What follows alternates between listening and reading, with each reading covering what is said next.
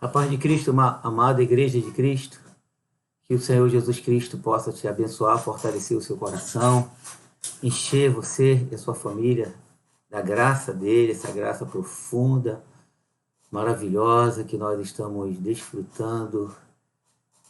Receba o meu abraço, o abraço da Dulce.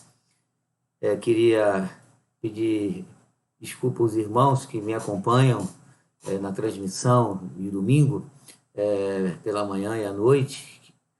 Pela manhã, Coríntios, à noite, Deuteronômio, que domingo próximo passado nós deixamos de transmitir porque não houve a mensagem normalmente de Coríntios, de Deuteronômio, porque nós fizemos um trabalho de oração no domingo.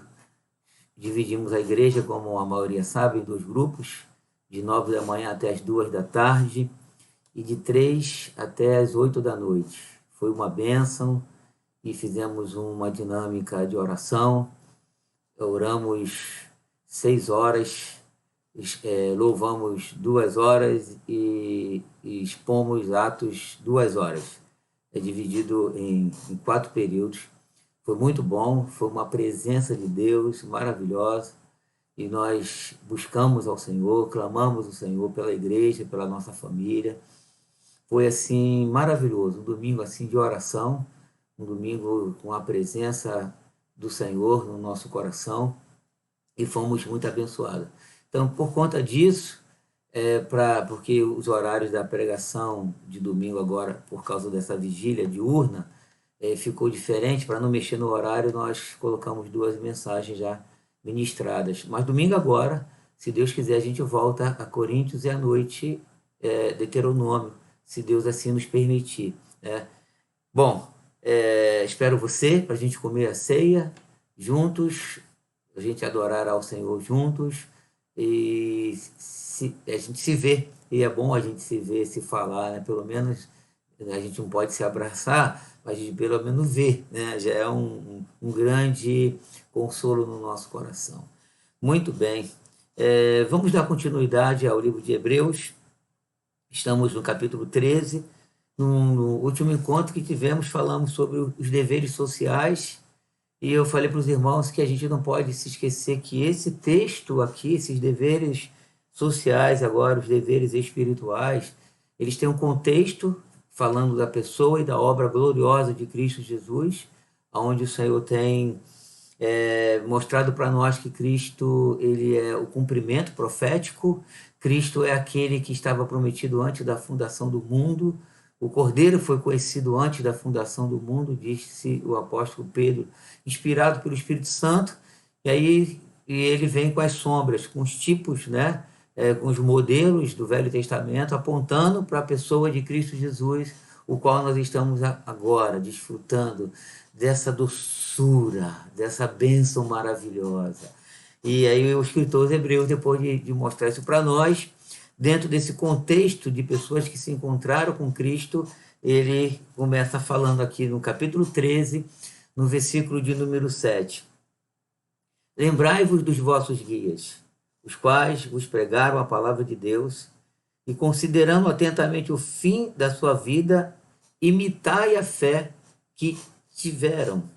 Jesus Cristo, ontem e hoje é o mesmo e o será para sempre. Não vos deixeis envolver por doutrinas várias e estranhas, a preocupação do escritor com os seus leitores. Porquanto o que vale é estar o coração confirmado com graça e não com alimentos, pois nunca tiveram proveito os que com isto se preocuparam. Então, aqui parece que está tocando aqui na questão dos alimentos dos judeus, que tinha aquela coisa, foi prescrita pelo Senhor, no entanto, eles não tinham entendido que aquela questão de alimentos já tinha vindo por terra, caído por terra, e mais ainda alguns mantinham aquela tradição, né, na questão de alimentação. Aí ele diz: possuímos um altar do qual não tem direito de comer os que ministram no tabernáculo, pois aqueles animais cujo sangue é trazido para dentro do Santo dos Santos pelo sumo sacerdote como oblação pelo pecado, têm o corpo queimado fora do acampamento. Por isso foi que também Jesus, para santificar o povo, pelo seu próprio sangue, sofreu fora da porta. Saiamos, pois, a ele fora do arraial, levando o seu virtupério. Na verdade, não temos aqui cidade permanente, mas buscamos a que há de vir. Percebam que ele toca nessa questão da cidade celestial, aquela que Abraão estava aguardando e que nós também aguardamos, né? Por meio de Jesus, pois, ofereçamos a Deus sempre o sacrifício de louvor, que é fruto de lábios que confessam o seu nome. Não negligencieis igualmente a prática do bem e a mútua cooperação, pois com tais sacrifícios Deus se compraz. Obedecei a vossos guias, sede submissos para com eles, pois velam por vossa alma como quem deve prestar contas, para que façam isto com alegria e não gemendo, porque isto não aproveita a vós outros. Que Deus abençoe a leitura de sua palavra e nós vamos orar. Pai querido, te agradecemos pelo mover do teu Espírito Santo na nossa vida. Que o Senhor continue trabalhando na vida da igreja, Senhor, soprando o espírito de oração. Te agradecemos pelo domingo próximo passado, Senhor, pelo movimento de oração que o Senhor nos conduziu, ó Deus, os clamores que levantamos em favor da igreja, da família, do Brasil e das nações. Que o Senhor possa, ó Deus, responder às nossas orações e que nós sejamos tomados de toda a sua plenitude. Guarda a nossa família, nos dê vitória nas lutas, nos dê vitória, Senhor, em nome de Cristo Jesus. Entregamos nossas vidas aos teus cuidados. Guarda os meus irmãos, os doentes, os que estão sofrendo, os que estão tristes, os que estão fracos, sejam fortalecidos pelo teu amor, pela sua graça. E agora fala ao nosso coração, pela sua doce palavra, e venha nos edificar, em nome do Senhor Jesus Cristo. Amém. Ok, glória a Deus. Estamos avançando, então, nessa bela e doce carta, chegando ao final, né? Tá faltando mais um encontrinho só, que pena. Foi muito bom estar com os irmãos, né?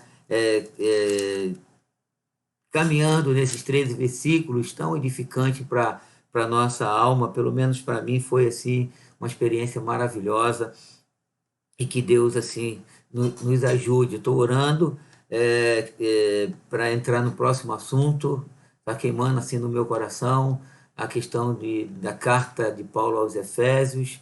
Eu também estou estudando o Apocalipse.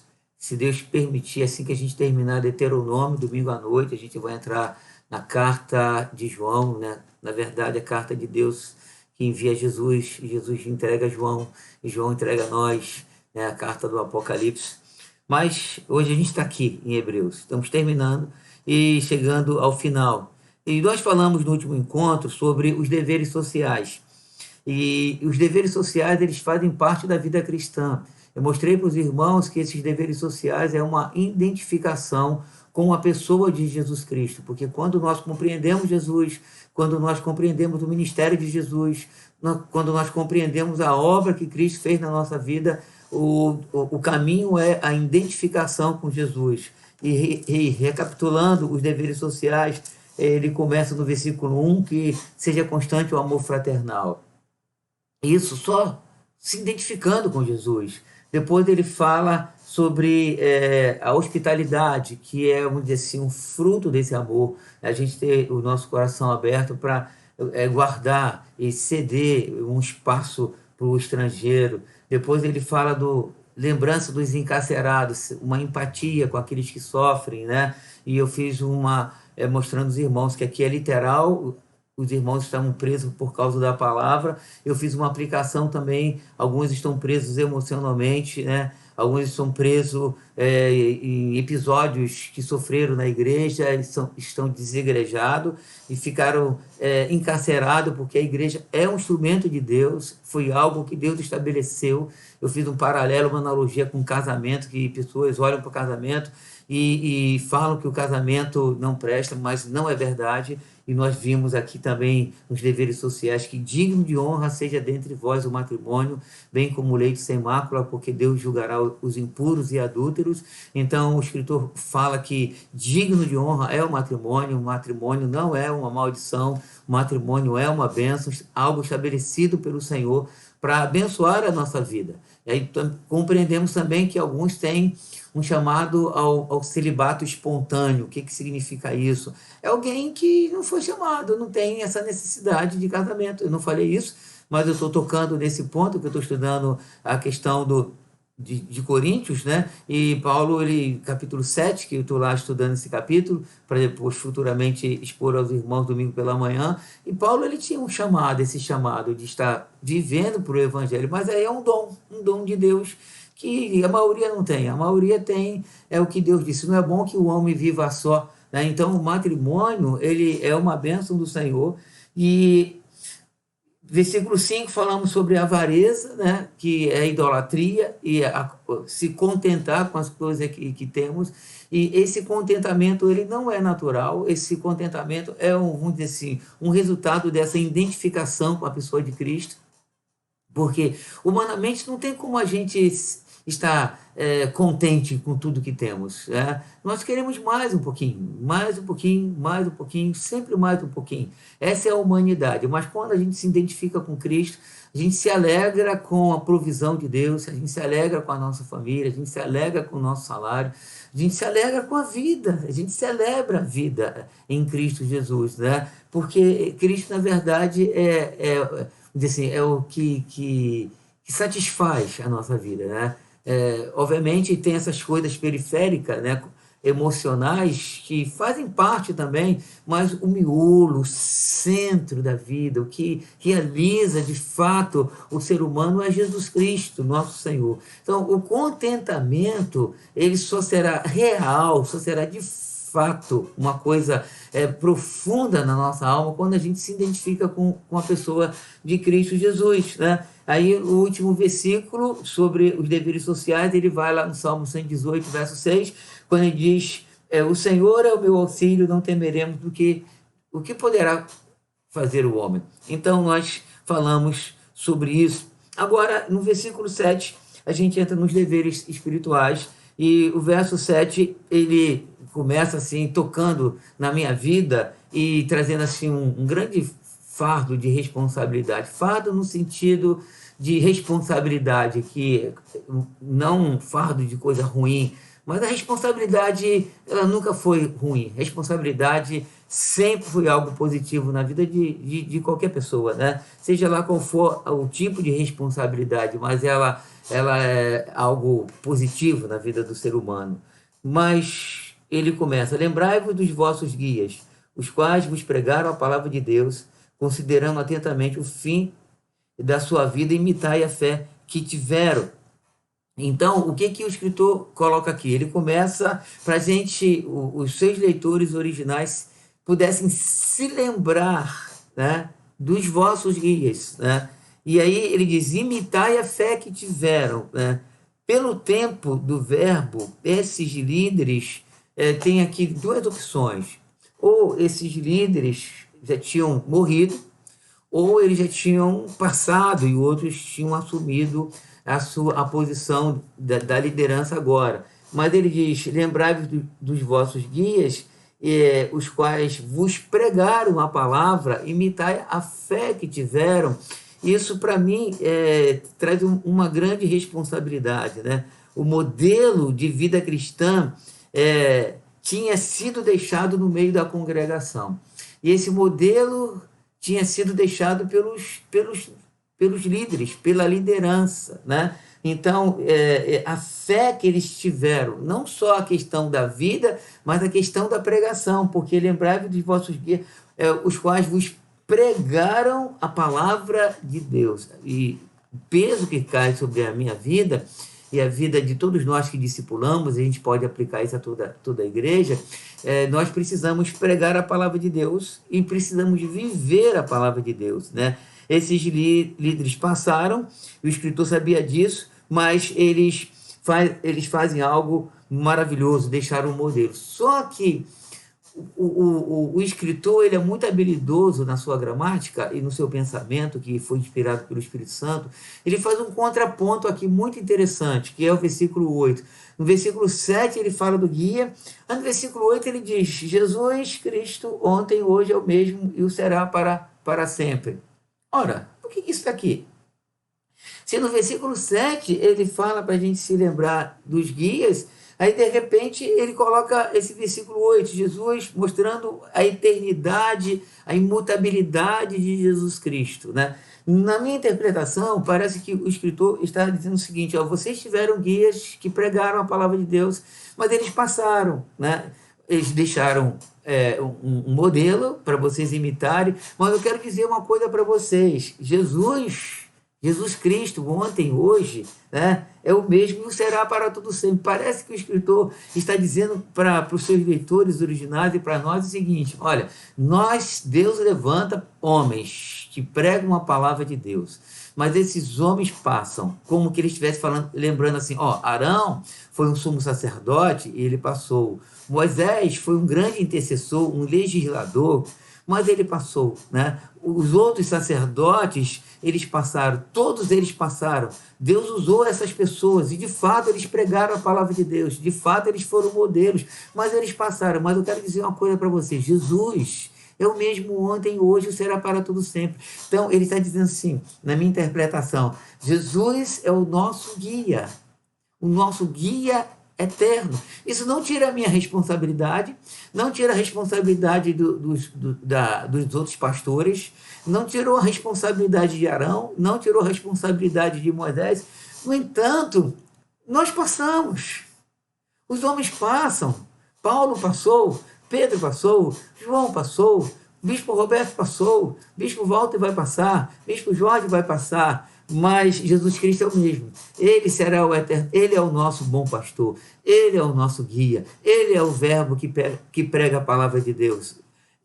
Repetindo, isso não tira a minha responsabilidade, isso também não tira, vamos dizer assim, o que o escritor estava trazendo à memória. Parece que ele fala assim: lembrai-vos, que tragam à memória, né, a pregação que esses homens fizeram, tragam à memória, né, a fé que eles tiveram. Eles pregaram sobre Jesus, eles tiveram a fé em Jesus, mas Jesus Cristo é o nosso modelo principal.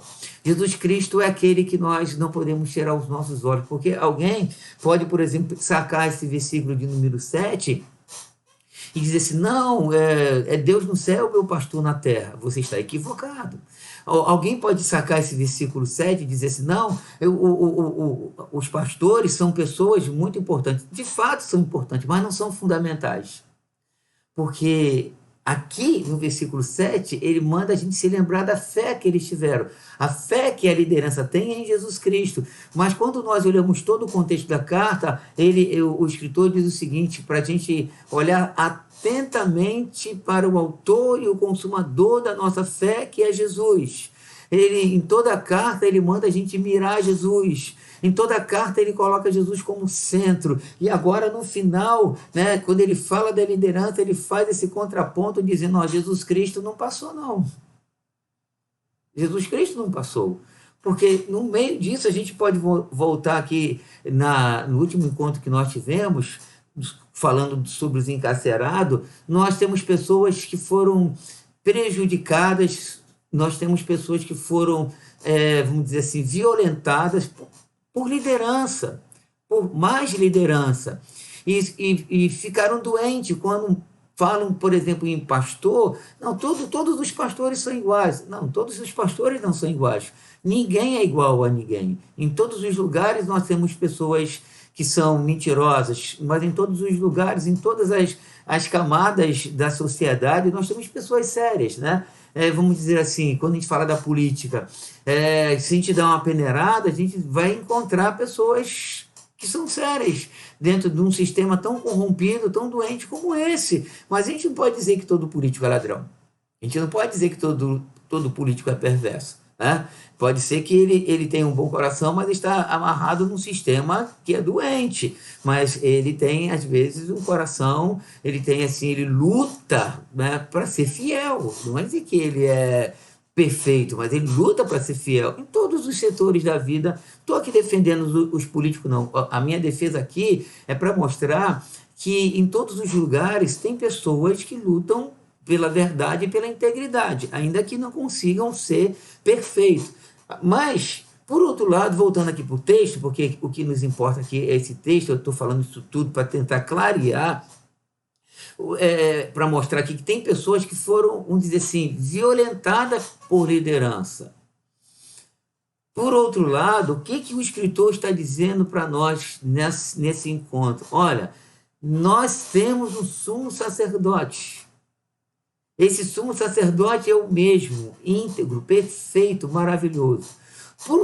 Por outro lado, nós também temos homens e mulheres que Deus levantou, que tiveram uma fé maravilhosa e que podemos até imitar não a vida deles, mas imitar a fé que eles tiveram, né? Porque aqui tem uma diferença, porque às vezes pessoas olham assim para o homem e não, a gente pode imitar, vamos dizer assim, olha para o Bispo Jorge, imite a vida que ele tem. Não é isso que o escritor está dizendo. Ele está falando, imite a fé em Cristo Jesus que ele tem. Isso você tem que imitar. Né? Se a partir do momento que alguém se desvia dessa fé, ele não está dizendo para a gente acompanhar aqueles que apostataram da fé. Ele está falando de uma fé genuína, de liderança que guardou a fé, que mantém a fé em nome de Jesus Cristo, né? Mas o escritor também, ele se preocupa com a doutrina e ele a chama de estranha. Nós vamos voltar para o texto, ele diz, não vos deixeis envolver por doutrinas várias e estranhas, porquanto o que vale é estar o coração confirmado com graça e não com alimentos, pois nunca tiveram proveito os que com isso se preocuparam. O que o texto está mostrando para nós, quando ele fala de doutrina, está falando na questão da cerimonial, né, dos alimentos que a gente encontra lá no Velho Testamento, e que Deus dando algumas ordens sobre os alimentos. Mas quando a gente vai para o Novo Testamento, quando Pedro teve aquela visão, Deus deu aquela revelação sobre os gentios, o que Deus fez? Desceu um lençol do céu cheio de animais, justamente os animais impuros que Levítico falava que o judeu não podia comer. Aí Pedro disse, Senhor, eu nunca coloquei coisa imunda na minha boca, como um bom judeu que ele era. Aí Deus fala assim, não considereis imundo o que Deus purificou.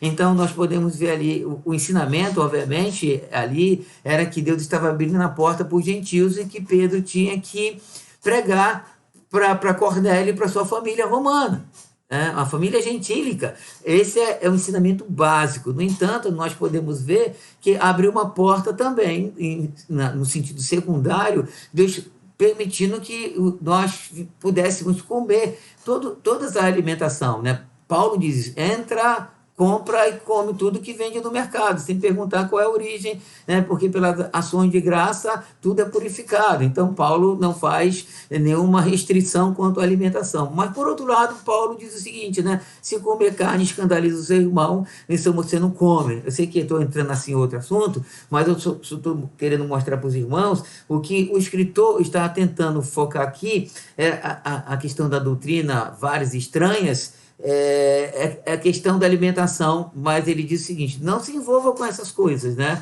Porque os ascéticos, né, aqueles espiritualistas, estavam ainda no meio da igreja, os colossenses, eles tiveram dificuldade, na igreja de Corinto, eles estavam lá presentes, fazendo, pregando essa questão da abstinência, a alimentação, né? Então, doutrina, agora preste atenção nessa frase, doutrina errada, nós teremos atitude e pensamento errado. A doutrina, ela é fundamental para nós, né? O escritor, nesses deveres espirituais, ele começa falando de liderança, verso 7. No versículo 8, ele mostra que Jesus Cristo é o mesmo líder, é o mesmo sumo sacerdote, é o mesmo verbo, é aquele imutável, aquele que não se transforma, que não muda em momento nenhum. Mas no versículo 9 ele entra na doutrina. Para a gente compreender a doutrina, a gente volta para o versículo 8, que o Senhor Jesus Cristo, ele doutrina a sua igreja. Toda a doutrina que a igreja vive, que é a doutrina dos apóstolos, ela foi recebida pelo Senhor Jesus Cristo, pelo Espírito de Cristo Jesus. Então nós precisamos estar muito firmados na doutrina, porque, repito, doutrina errada, atitude errada, pensamento errado. Doutrina errada é o alvo da vida cristã. Doutrina errada é se desviar, é entrar na apostasia, é entrar em pontos extremos da vida cristã, pontos que Deus não mandou a gente entrar. Então, nós precisamos estar firmados na doutrina. A doutrina errada, ela distorce a vida da igreja.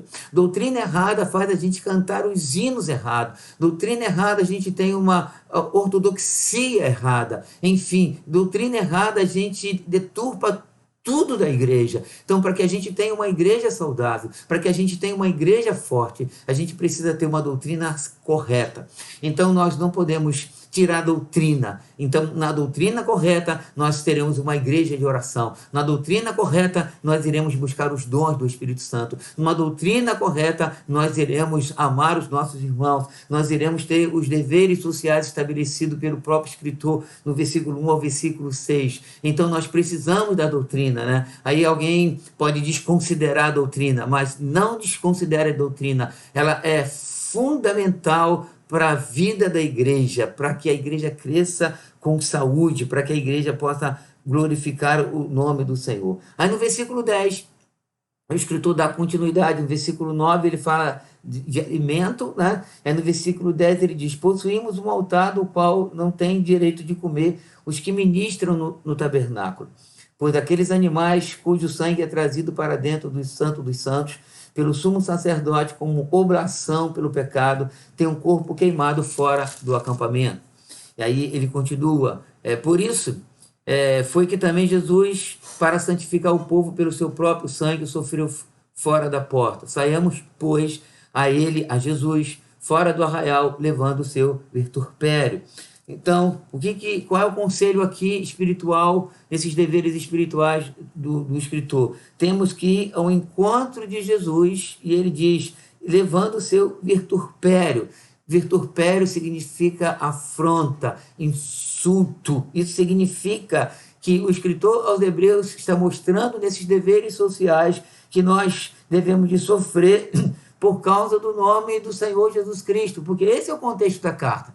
A gente vê os cristãos sofrendo, nós podemos ver os cristãos padecendo, e aí ele mostra o altar, ele faz uma analogia com comida, com oblação, e aí ele fala que não tem direito de comer aqueles que ministram, mas ele manda a gente sair, os leitores originais, usando essa analogia, saírem fora do arraial, levando o virturpério do Senhor Jesus Cristo. E os apóstolos, por exemplo, eles, ao sofrerem, ao serem surrados por causa do nome de Jesus, eles viveram isso literalmente, né? Eles saíram felizes por serem dignos de sofrer por causa do nome de Jesus. É isso que o escritor está dizendo: saiamos, pois, a ele fora do arraial, levando o seu virturpério, ao seu insulto. Os discípulos sofreram.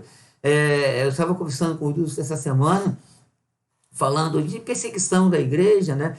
Até então, no Brasil, a gente não tem sofrido essa questão física, né, da igreja. Não sei até quando isso vai permanecer. A gente acredita que não por muito tempo a igreja vai ser perseguida, né? Nós estamos vivendo nos últimos dias, mas eu estava mostrando para ela como nós temos sofrido, como a igreja tem sofrido. A pandemia atingiu não só o Brasil, atingiu todas as nações, como as famílias sofrem enfermidade, esses ataques nas famílias, como nós sofremos, mas a gente precisa estar firme na fé até o final, né? De uma maneira ou de outra, não se apostatando da fé, saindo fora do arraial, levando o insulto de Cristo, ainda declarando que nós somos do Senhor, que nós pertencemos ao Senhor, e se alegrar com essa salvação maravilhosa em Cristo Jesus. Então nós temos que ir em encontro do Senhor, se alegrar com a cruz de Cristo sempre. O Evangelho, meus irmãos amados, é muito mais apresentado, por exemplo, como uma proteção do que como uma entrega. Quer dizer, ele protege a nossa vida no sentido do seguinte: os discípulos, quando sofreram por causa do Evangelho, por serem surrados, alguns foram mortos, passaram o fio da espada, o Evangelho protegeu o coração deles, porque eles estavam firmados na eternidade, naquilo que o Senhor tinha oferecido para eles e também para nós. Agora, me parece que o escritor, ao falar sobre levar o virtupério, esse insulto de Cristo, ele lembra algo fundamental para a fé cristã, no versículo de número 14. Ele diz: na verdade, não temos aqui cidade permanente, mas buscamos a que há de vir. Então percebam que lá do versículo, quando ele começa falando de comida, das doutrinas várias e estranhas, aí ele vem com a analogia sobre o altar, aí ele entra que Jesus, ele sofreu para santificar o povo, né? Ele sofreu fora da porta, aí ele diz: saiamos ao encontro dele, fora da porta, porque ele foi crucificado fora de Jerusalém, levando o seu virtupério. Aí ele diz: na verdade, nós não temos aqui cidade permanente, mas buscamos a que há de vir. Então, nesses deveres espirituais, ele culmina na Nova Jerusalém. Quer dizer, nesse modelo todo que ele vem traçando, nesse assunto todo que ele vem traçando de liderança, de Jesus, de comida, de sofrimento, Jesus sofrendo e que nós devemos levar o insulto de Cristo. Ele, na verdade, meus irmãos, nossa morada não é aqui, nós somos peregrinos e forasteiros nessa terra estranha. Nós só estamos passando por aqui, nós estaremos para sempre com o Senhor nos céus. Há uma cidade para nós. Abraão buscou essa cidade, Moisés aguardou essa cidade, os homens que morreram na fé aguardaram essa cidade, e a igreja precisa aguardar essa cidade. Nós estamos passando por esse período difícil, né? Nós, quer dizer, todos os seres humanos celebram a vida, nós que celebramos a vida, nós que amamos viver. No entanto, nós não podemos nos esquecer que, não obstante, apesar da vida ser bela, ser maravilhosa, ser um dom de Deus, existe um dom maior, o dom da vida eterna, né? E por isso nós devemos sair fora do arraial e ir ao encontro de Jesus, porque quando ele manda a gente sair fora do arraial, ele está mandando a gente ir para a cruz. Ele está mandando a gente ir para o Gólgota. Ele está mandando a gente ir para aquele lugar de tormento, porque cruz é um símbolo de luta, de guerra, de dor. Então saiamos ao encontro, corramos a cruz do Calvário, né? Levando o insulto de Cristo, porque nós não temos uma cidade, como ele diz, na verdade não temos aqui cidade permanente.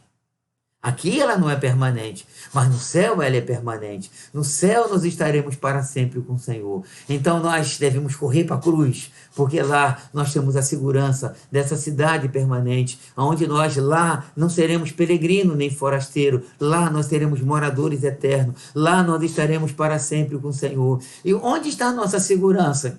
Em Jesus, que é o mesmo ontem, hoje e será para todo sempre. E dentro dessa segurança, ainda na bondade de Deus, na misericórdia de Deus, o que Deus faz com a igreja? Deus, na pessoa de Jesus, quando ele subiu às alturas, levou cativo o cativeiro, ele concedeu dons aos homens, aí ele coloca 5 ministérios, pastores, mestres, evangelista, apóstolo, profeta, a fim de aperfeiçoar os santos. Os santos são aperfeiçoados através dos dons que Deus dá uma bênção ainda para a igreja. Deus dá homens e mulheres dotados de dons. Aí ele fala, o que o escritor diz? Lembram-se da fé que esses homens tiveram.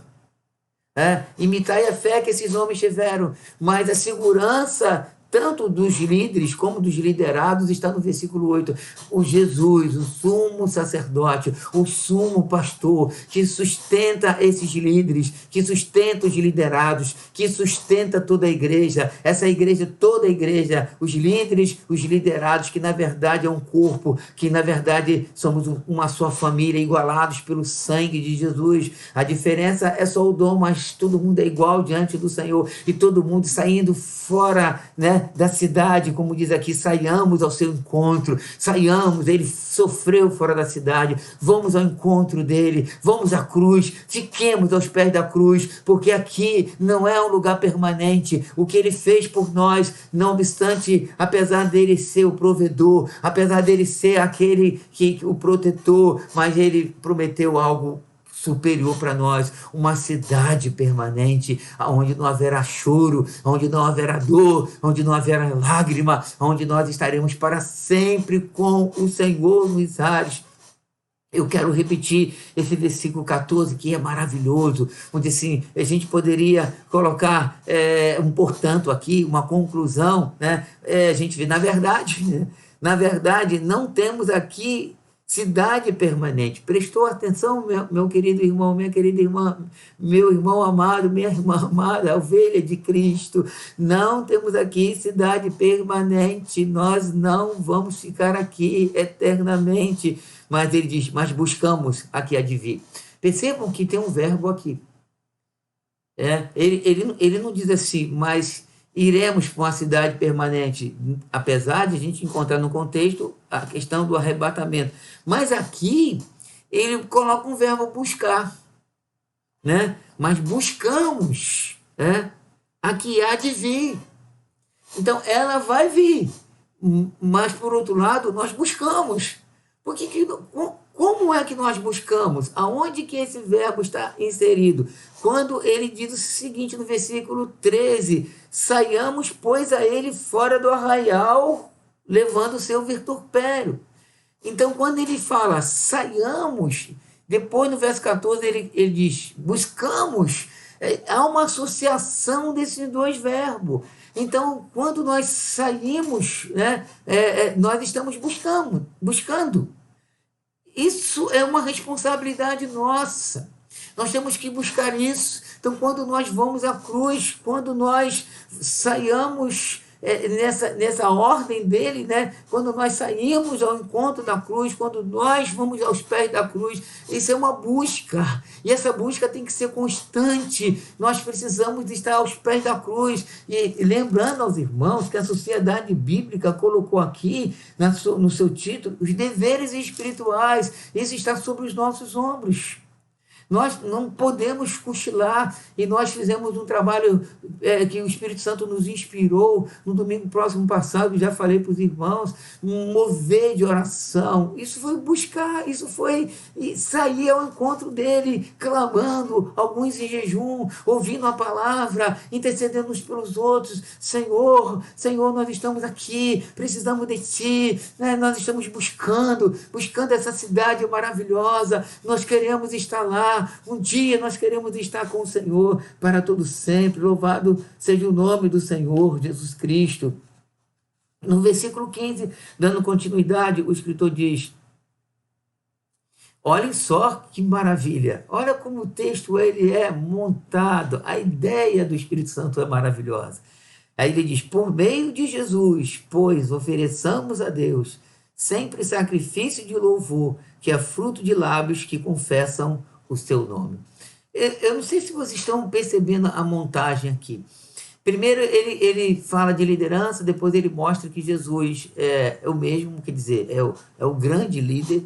Depois ele diz que Jesus sofre fora do arraial para santificar o povo, ele sofre fora da porta. Aí ele diz, saiamos, aí ele pôs a ele fora do arraial, levando a sua dor. Aí depois ele mostra no verso 14 que não temos aqui cidade permanente, mas buscamos porque nós saímos à cruz. Aí ele lembra aqui os seus leitores originais. Olha, é por meio de Jesus que ofereçamos a Deus sacrifício de louvor.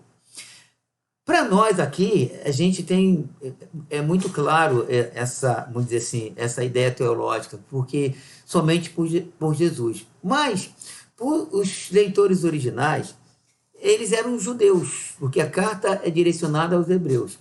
E esses judeus convertidos, eles tinham assim muito forte a ideia de que o encontro do Senhor era através dos animais. E apesar dele fazer aquele trabalho todo, né, teológico, até o capítulo 12, mostrando que Jesus é o caminho, é o vivo e santo caminho, o véu foi rasgado, pelo sangue de Jesus nós podemos entrar. Aí ele mostra que o sangue de touros e de bodes, ele não purificava a consciência, mas era o sangue de Jesus. Ele vem construindo isso tudo, mas ainda que ele ratifica, ele confirma isso quando ele diz: olha, meus irmãos, é por meio de Jesus, pois ofereçamos sempre sacrifício de louvor a Deus. Lembrando para eles que só Jesus, por meio de Jesus. Mas isso se aplica também a nós, não obstante não sermos judeus e essa ideia não tivesse tão, vamos dizer, aprofundada na nossa mente, nunca esteve, porque a gente é brasileiro 2000 anos atrás e nós entendemos, já nascemos no sistema da nova aliança, da plenitude dos tempos, mas a gente não pode se esquecer disso também, que por meio de Jesus nós devemos de oferecer sempre a Deus sacrifício de louvor, que é fruto de lábios que confessam o seu nome. Então, o que ele está dizendo? Quando nós confessamos o nome do Senhor Jesus, é um sacrifício de louvor. E esse sacrifício de louvor é por meio dele. Então, nós precisamos continuar entendendo profundamente que só por Jesus, por meio de Jesus, não existe outro caminho, e nossos lábios precisam estar proclamando, confessando diariamente, constantemente, esse nome glorioso de Jesus Cristo. Só que o escritor, ele coloca aqui uma palavrinha muito interessante. Eu quero voltar aqui para os irmãos, para o versículo de número 15, quando ele diz: por meio de Jesus, pois, ofereçamos a Deus sempre. Esse advérbio aqui, tá? Essa palavra é um advérbio de tempo, e ele significa a toda hora, ele significa perpetuamente ou eternamente, né? Quer dizer, quando nós olhamos esse advérbio, nós podemos substituir essa palavra sempre, aqui no versículo 15, como a toda hora. Então vamos lá. Por meio de Jesus, pois, ofereçamos a Deus a toda hora sacrifício de louvor. Glória a Deus, né? Que é fruto de lábios que confessam o seu nome. A toda hora, a todo momento, nós precisamos oferecer a Deus sacrifício de louvor, né? Fruto de lábios. Então, nossos lábios. Aí você pode perguntar assim: mas então eu tenho que ficar toda hora, né, dizendo o nome de Jesus? Jesus, Jesus, Jesus, Jesus, né? Será que é só isso? Não, para mim, esse toda hora, a gente tem que ofereçamos sempre a Deus sacrifício de louvor, que é fruto de lábios, é toda hora que os nossos lábios falam coisas que glorificam a Deus. A toda hora que os nossos lábios falam a verdade de Deus. A toda hora que os nossos lábios falam coisas que edificam os ouvintes. A toda hora que os nossos lábios proclamam a glória de Deus. A toda hora que os nossos lábios falam coisas, palavras de amor. A toda hora que os nossos lábios exaltam a pessoa de Deus com a nossa conduta. Os nossos lábios têm que ser os lábios que, como disse aqui o escritor, sempre ofereçamos, a toda hora ofereçamos a Deus sacrifício de lábios. Então, cuidado para que dos seus lábios, meus lábios, não saiam palavras torpes, não saiam palavras fúteis, palavras que não glorificam a Deus, palavras que são assim como maledicência, como palavrões, como qualquer coisa que não é digno do louvor do nome do Senhor. Os nossos lábios devem produzir sempre sacrifício de louvor, né? Que glorificam o nome do Senhor, né? Então, nós vamos avançar, então, versículo 16. Ele diz, não negligencieis igualmente a prática do bem e a mútua cooperação, pois com tais sacrifícios Deus se compraz. O que vemos aqui? Vemos que Deus se agrada com a prática da piedade. Aqui ele separa duas coisas, né, nesse versículo 16. Primeiro, a prática do bem. Que bem é esse? Que prática é essa? Bom, o texto ele dá a impressão que seja no sentido genérico, né? Ele não especifica, né? Aqui ele diz o seguinte, não negligencieis igualmente a prática do bem. Então, está genérico, né? Todo tipo de bem, toda prática que tem o sentido de bem e de bom, nós devemos de praticar, seja em que sentido for, né? Se é bom, se é bem, se a gente faz bem ao próximo, e aí ele fala para a gente praticar. E segunda coisa que ele coloca, a mútua cooperação. Então, aqui ele especifica mais, que nós devemos de cooperar uns com os outros, estar pronto, aberto para cooperar. Cooperar em que sentido? Então, eu vejo aqui também um sentido genérico, em todos os sentidos, seja não só a questão espiritual, eu estou orando por você, que a gente, como cristão que somos, a gente tem essa prática de intercessão. Estou orando por você, né? A gente pega o telefone, e normalmente eu faço isso, eu pego o telefone para orar, para falar com algum irmão, falo assim, estou ligando para você, para dizer que estou orando por você. Então, essa, vamos dizer assim, é uma responsabilidade não só pastoral, mas uma responsabilidade de toda a igreja, intercessão. Então, só que a prática mútua cooperação tem um sentido genérico, tem um sentido físico, tem um sentido material, né? Tem um sentido emocional, né? Quando a gente, no sentido emocional, quando a gente não só liga, mas a gente abraça, a gente está junto, né? Às vezes a gente se aproxima de alguém e a gente só fica do lado de alguém que chora, né? Por exemplo, alguém que perdeu um ente querido, alguém que está sofrendo, o que a gente vai falar para essa pessoa, né? Se a gente chegar e ficar perto dela, a gente já abençoa essa pessoa. A gente pode aprender até com os animais, né? Porque um animal, por exemplo, principalmente o cão, né? Eu não tenho cão, não sou dado a cão, né? Mas eu gosto muito do cão, aquele de porcelana. Esse não dá trabalho nenhum. Mas tem gente que gosta. Mas eu, como observador da vida, eu percebo que o animal, mesmo estando longe dos cães, eu percebo que eles parece que sentem quando o seu dono está triste, sofre. Eu já vi algumas cenas que o cão chega e deita perto e fica caladinho, encosta assim no seu dono triste e fica lá. E parece que o dono você meu amigo, não é o melhor amigo do homem, não é o cão, né? Mas vamos dizer assim, algo que Deus também usa para abençoar a nossa vida. Os animais foi dado para abençoar a nossa vida, né? Foi Deus quem criou os animais. Aí ele fica lá e você passa a mão na cabeça dele, parece que Deus te consola, né? Através daquele gesto. Eu estou aqui do teu lado, né? Em outras palavras, né? Então, a mútua cooperação, ela é cooperação nesse sentido também, né?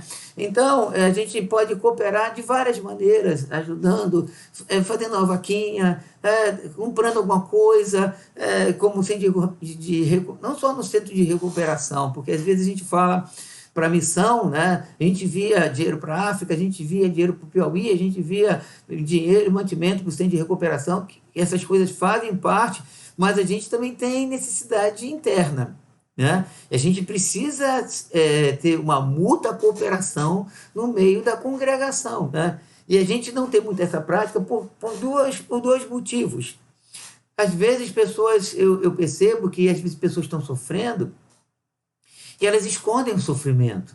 Não sei por que a gente esconde o sofrimento, né? Eu me lembro que no início da pandemia, que teve membros da igreja que ligaram para mim e falaram assim, bispo, ore por fulano de tal, que está com Covid, mas não fala para ninguém, não. Ora, Covid tem quem? Por que não vou falar para ninguém? Parece que a gente tem medo de dizer, estou com Covid, ore por mim. Ora, eu não sei se eu peguei isso, né? Porque tem gente que pegou e não sabe, né? Bom, se um dia eu pegar conscientemente, né? Porque às vezes pode acontecer de a gente não saber, eu vou dizer assim, vou abrir aqui uma live, irmãos, eu estou aqui em quarentena, eu peguei Covid, ore por mim, pelo amor de Deus, interceda por mim aí, porque eu estou precisando. Ora, porque isso só dá em gente. Então, a gente às vezes pega um laudo médico, por exemplo, se a gente pegar um laudo médico, a gente tem que pedir oração. Se a gente está sofrendo, a gente precisa pedir oração. Quantas vezes eu pedi oração para a igreja por causa de Dulce? Né? Que a gente trava uma batalha de enfermidade ferrenha, luta, dores, remédio, é constante, diariamente uma batalha, como a gente precisa de oração. Isso é notório de todo mundo sabe disso. Né? Às vezes a gente esconde. E, às vezes, até na questão, por exemplo, de uma necessidade. Teve, até no início da pandemia, que foi mais complicado, que as pessoas ficaram com medo e se trancaram muito, aí um diácono chegou, bispo, tem pessoas com necessidade material, e fizemos uma vaquinha até para abençoar. Mas quem é? Por que não me procurou? Por que a gente não fala isso? Por que a gente não divide isso? Por que a gente não publica isso? Porque a gente...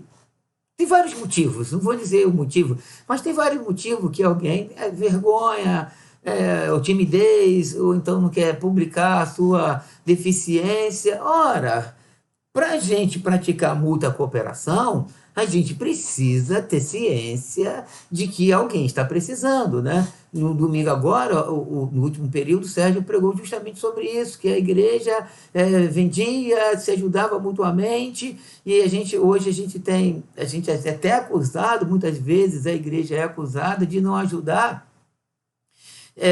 os necessitados internamente da igreja, e a gente é acusado por causa disso. Mas às vezes a gente nem sabe. Né? Às vezes eu, como pastor, eu nem sei. Né? Tem gente que às vezes vai operar, fica doente, que eu nem sei, nem uma ligação pessoas dão, dizem assim, eu estou doente, né? Aí às vezes as pessoas querem que a gente descubra. Ora, infelizmente, eu estou buscando isso, né? A igreja está buscando o dom de discernimento, a palavra de sabedoria, de revelação, para Deus me dar assim, uma revelação que sua geladeira está vazia. Aí eu tenho que receber uma revelação que amanhã a tua conta vai ser cortada porque você não tem dinheiro para pagar, porque você gastou tudo em remédio, eu compro remédio ou pago a luz. Então eu ainda não cheguei nesse patamar, estou buscando a Deus por isso. Como que a gente vai saber? Às vezes a igreja é acusada, e a igreja não me visita, ninguém nem sabe que você está lá carente, prostrado, porque a gente não sabe, a gente tem trancado. Né? Então tem esse lado que a igreja, vamos dizer assim, a igreja é devedora. De dar uma assistência maior. Por outro lado, você também é devedor, porque você não informa a sua necessidade, você não divide a sua necessidade, você esconde a sua necessidade. Não sei qual o motivo, não vou falar qual é o seu motivo, porque você sabe qual é o motivo porque você esconde a sua necessidade. Aí a pergunta é, como nós podemos praticar mútua cooperação? É inviável, né? Como a gente pode fazer uma vaquinha para, vamos dizer assim, aquele remédio que você não tem dinheiro para comprar e que, de fato, você é uma pessoa séria, uma pessoa que não é gastona, uma serva de Deus, um servo de Deus, e que houve, de fato, uma eventualidade na sua vida e que você, nesse momento, está lá carente e aí Aí você fala, não, mas eu só dependo de Deus. Eu também só dependo de Deus. Mas o salmista diz o seguinte, Senhor, graças eu te dou, porque tu estás comigo dentre aqueles que me ajudam. Nós somos um corpo. E a gente se depara aqui com um texto, né, que a gente às vezes acusa a igreja, que a igreja precisa praticar mútua cooperação, e eu estou tentando explicar para os irmãos que essa mútua cooperação é no sentido genérico, porque o escritor não especifica. Não é só orar uns pelos outros, é ajudar uns aos outros no sentido amplo da palavra, mas como a gente pode fazer isso? Eu não vou nem falar de bola de cristal, porque isso é anátema. Mas eu vou falar assim que eu ainda, repito, não cheguei no patamar de ter toda a revelação do que está acontecendo, minha irmã, com a sua vida. A igreja não chegou nesse patamar de ver que você está em casa carente, precisando, está doente, que você pegou Covid, que precisa da nossa intercessão. Como é que a gente vai saber? Então, quando eu olho para o texto de Atos dos Apóstolos, eu percebo que os irmãos, eles podiam ter uma muita cooperação, porque eles dividiam o fardo dele. Paulo disse porque que a gente deve dividir o nosso fardo uns com os outros, mas a gente não tem essa prática. Estamos num período pós-moderno, um período egocêntrico, individualista, consumista, e a gente vive para nós, a gente vive numa sociedade que tem muro, que tem câmera de filmagem, cerca elétrica e plaquinha, cuidado, cão bravo, para que ninguém entre na nossa casa, que passe bem longe da nossa casa. Entramos na igreja, saímos da igreja, não queremos comunhão, não temos ojeriza de comunhão, não abrimos a nossa porta para ninguém, somos fechados para todo mundo. Aí a pergunta é: como nós podemos praticar muita cooperação? É difícil. Aí a igreja vamos dizer assim, a ré, né? Porque a igreja não cuida dos seus. A igreja abandonou os seus. Né? A igreja abandonou os doentes. Né? 2 semanas atrás chegou um casal tem 20 anos lá comigo, e disse assim: o bicho, eu vim falar com o senhor porque a gente ficou uns 20 dias longe da igreja porque nós pegamos Covid. Eu falei: eu não sabia. Mas eu falei com alguns irmãos. Falei: por que vocês não ligaram para mim? Tinha que ligar para eu pedir oração para a igreja. Eles falaram com alguns irmãos. E eles acharam que esses irmãos iam passar para mim. Né? E eu quero te pedir uma coisa: liga para mim, você tem o meu número, eu dou o meu número do púlpito, né? Então fala comigo, né? Peça oração direto. E aí, se você me autorizar, eu passo para a igreja. Se você não me autorizar, eu fico orando sozinho. Eu acho que será uma grande perda a gente não pedir toda a igreja para orar. Pois se um ora, Deus ouve muito mais quando todo mundo está orando. Né? O Paulo Câmara, por exemplo, ele ficou lá quase 30 dias, praticamente, 30 dias no hospital, e toda a igreja sabia, estava todo mundo orando: Senhor, Senhor, nosso irmão, Senhor, cura o nosso irmão. E ele já está em casa, graças a Deus, né? Está comendo pra caramba para tentar recobrar as forças dele. Mas toda a igreja estava orando, né? Então, aí, voltando esse casal, o casal pensou que alguns irmãos, eles falaram com os mais próximos, acharam que eles vinham falar comigo, mas eu não sabia. Aí mas 20 dias, um membro longe da igreja era para o pastor sentir falta. Ora, hoje eu sinto falta de um montão de gente. Né? Tem gente que, desde março, que eu não vejo. Às vezes eu falo pelo telefone. Né? Então, porque é Covid, distanciamento, alguns estão com medo, vamos dizer assim, é o momento. Né? A igreja tem muitos irmãos que vêm de manhã, não vêm de noite, tem uns que somem, e a gente percebe que alguns sumiram, está crescendo a contaminação. Mas a gente precisa informar, a gente precisa falar, a gente precisa dividir. Está aqui, olha, deixa eu ler para você. Ei, presta atenção aqui, o que a Bíblia diz. Vamos lá. O autor diz: não negligencieis igualmente a prática do bem, né? E a mútua cooperação, pois com tais sacrifícios Deus se compraz. Quer dizer, a gente impede da igreja de pessoas nos abençoarem.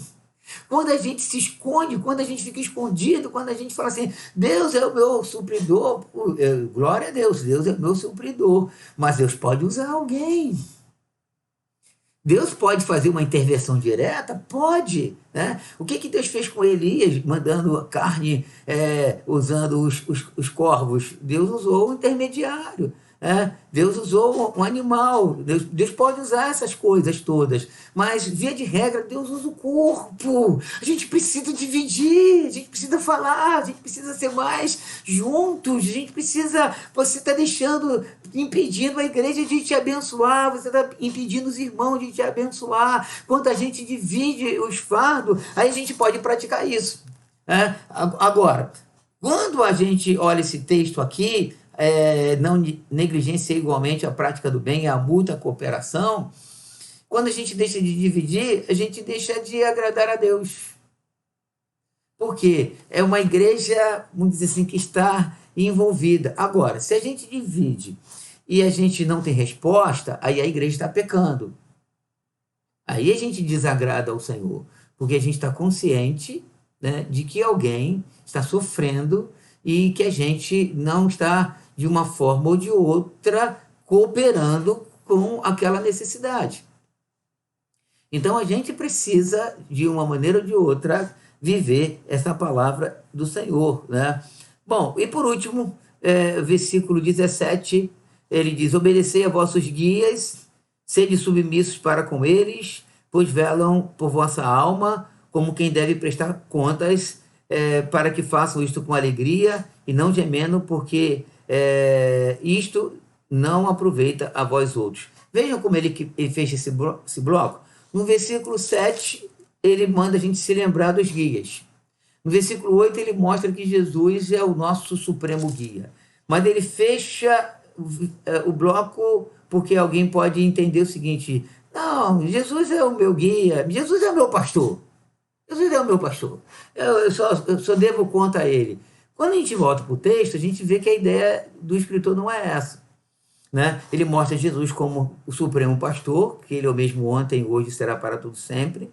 Mas no versículo 7 manda a gente imitar a fé dos pastores, aqueles que são comissionados pelo Senhor. E ele fez dizendo: obedecei a vossos guias. Que guias são esses? São esses que a gente pode imitar a fé deles, né? E aí ele continua: sede submissos para com eles. Então, eu sei que Jesus é o nosso pastor, mas o Senhor requer uma obediência e uma submissão para esses homens cuja vida é digna de ser imitada, para esses homens cuja fé é digna de ser imitada. Então, a gente precisa obedecer. Tem uma linha de autoridade aqui, né?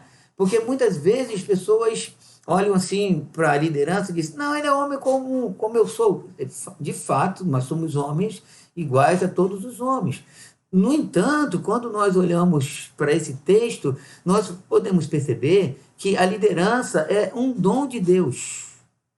É algo que Deus separa pessoas para isso. E que essas pessoas, no conceito da revelação divina, elas precisam ser consideradas. Eu e todos os líderes devem ser considerados a partir do momento que a nossa vida reflita a fé em Cristo Jesus a ponto de ser imitada. Aí ele fecha nos exortando a obediência aos guias, submissão aos guias, e ele mostra o porquê. Pois velam por vossa alma. Vela por nossa alma em que sentido? Na pregação da palavra de Deus, na doutrina, na intercessão, no aconselhamento, na vida de devoção.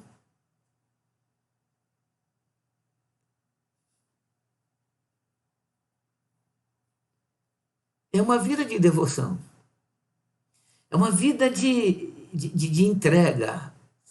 Você viver, a gente vive, né, a semana inteira com a igreja no coração, na cabeça. A gente vive, acorda pensando na palavra de Deus, se preparando para dar o alimento para as ovelhas do Senhor. Por causa do Senhor. A gente ama o Senhor. Porque vamos dizer assim, a característica de um pastor, a primeira característica foi que Jesus disse para Pedro: Pedro, tu me amas? E Pedro disse: sim, Senhor, eu te amo. Aí Jesus disse: pastorei as minhas ovelhas. Então, um pastor, para velar pelas almas, ele tem que ser um adorador. Ele tem que adorar a Deus. Quando ele adora a Deus, ele está autorizado a cuidar do rebanho do Senhor. Então, velar pelas almas das ovelhas é algo assim maravilhoso. É um dom. Não é natural. Não é natural. Um exemplo, eu trabalho desde 14 anos, estou com 62 anos. Às vezes eu faço essas contas na minha cabeça, né? Então, eu trabalho já mais de 40 anos, né? 50, mais de 40, deixa eu ver, É 40 e poucos anos que eu trabalho, continuo trabalhando, acordando cedo, trabalhando, né? Domingo agora, por exemplo, está na igreja de cedo, né? Saí de lá quase 9 horas da noite, o dia todo, e a segunda acordo, estudando, preparando mensagem, uma alegria profunda, maravilhosa da minha alma. Então, não sou eu, os pastores, né? Eu estou falando de algo que está aqui no meu coração, pulsando do meu coração. Então, o escritor diz: pois velam por vossa alma. Aí ele mostra aqui uma coisa, né, para mim e para os pastores, como quem deve prestar contas. Nós vamos prestar conta disso, né? Do que a gente faz. Aí ele continua, como quem deve prestar contas, para que façam isso com alegria e não gemendo, porque isto não se aproveita a vós outros. Quer dizer, se fizer gemendo, não tem aproveitamento. Eu faço com alegria, né? Então, igreja, para mim, nesses 40 anos que eu tenho no Evangelho, igreja é minha família, né? A família que Deus me deu. A igreja é minha família que eu vou morar no céu. Igreja é minha família que eu amo. Igreja é minha família que eu passo Natal, passo Ano Novo, passo aniversário, quando não viajo, né? Passo junto, passo todos os dias do ano, né? Domingo após domingo, terça, quinta, sábado, enfim, é minha família, né? Eu tenho a minha família, a minha esposa que está junto comigo, meus filhos, meu pai já foi para o céu, daqui a pouco estarei com ele, minha mãe, minhas irmãs, né? Minha família também, a maioria crente, que é minha família também de fé. Então, o ministério é um prazer, o ministério é uma alegria, né? Quando fala assim em pastorear, quero dizer para você que é ovelha do Fragoso, eu tenho uma alegria na minha alma, tenho uma alegria em pastorear, tenho um prazer desses quase 28 anos que eu tenho no mesmo lugar, pastoreando aquele lugar, dia após dia, quase agora em maio, 28 anos, se Deus, março, se Deus permitir. Aí no domingo agora eu estava olhando, os irmãos estavam fazendo louvor e pensando, o pianista, eu fiz o casamento. A irmã que estava fazendo o louvor, né, eu fiz o casamento. O irmão que estava tocando, tudo jovem, estava tocando a guitarra, eu fiz o casamento. Né? O outro tá lá, que eu apresentei, estava tocando guitarra. Então, uma alegria, minha família, uma alegria profunda na minha alma. Então, meus queridos irmãos, eu fecho esse texto para a gente reler esse texto, refletir, que o Senhor, Ele é o nosso bom pastor, mas Ele, como nosso bom pastor, subiu às alturas, concedeu dons aos homens, e aí esses homens devem viver uma vida tal que a gente deve imitar a fé que eles tiveram, e que esses homens devem ser obedecidos e devemos se submeter a eles desde o momento que eles estejam pregando e vivendo a palavra de Deus. Que Deus nos guarde, que Deus nos abençoe, rica e abundantemente. Oremos. Pai querido, te agradeço por Jesus, que é o nosso bom pastor. É o eterno pastor, aquele que não muda, aquele que não é substituído em momento nenhum. Ó Deus, mas por outro lado nós te agradecemos. Eu te agradeço pelo pastor, ó Deus, João Santiago, que, ó Deus, tu me deste o privilégio de estar debaixo do pastoreio desse irmão por 13 anos ali em Duque de Caxias, e o Senhor o recolheu para ti, Senhor. Te agradeço pela vida do bispo Walter, Senhor, que agora, Senhor, é o pastor a quem o Senhor separou para pregar a palavra ao meu coração, para me exortar e, ó Deus, e trazer, ó Deus, direção para o meu ministério, Senhor. O ministério que o Senhor me concedeu. Ó Deus, obrigado, Senhor, por esses homens que, ó Deus, foram, e o bispo Walter ainda é uma figura importante para a minha vida. E obrigado, Senhor, pelo dom que o Senhor tem me dado.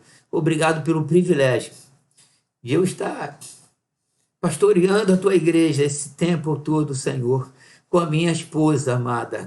Obrigado, Senhor, pela vida dela, que também tem sido uma bênção na minha vida, Senhor. Tem me ajudado, tem, ó Deus, me aconselhado, me admoestado, estado ao meu lado, Senhor, mesmo na sua deficiência física, mas é uma guerreira espiritual, Senhor, uma mulher sensível à sua voz. Obrigado pelos meus irmãos, obrigado por tudo, obrigado, Senhor, pelo teu cuidado para conosco. E nós, ó Deus, somos o rebanho do seu pastoreio.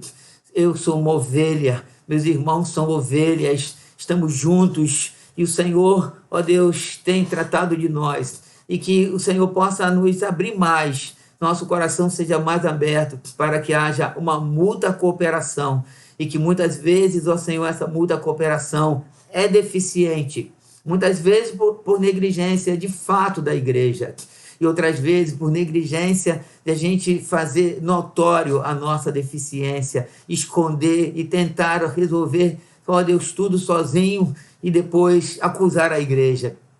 Guarda, ó Deus, a igreja, para que a tua igreja não seja tão deficiente, ó Deus, em ajudar. E que, por outro lado, os membros da igreja não sejam tão deficientes de notificar, Senhor, a sua carência. Guarda o nosso coração, guarda a nossa vida e sustenta a nossa vida nas tuas mãos. Muito obrigado. Guarda nosso coração e nos dê um resto de semana na sua presença, que domingo possamos estar juntos celebrando o teu nome. Ó Deus, em nome de Jesus nós oramos agradecidos. Igreja amada, que o amor de Deus, a graça de Cristo, as consolações do Espírito estejam com todos, desde agora e para tudo sempre, e que os santos digam amém.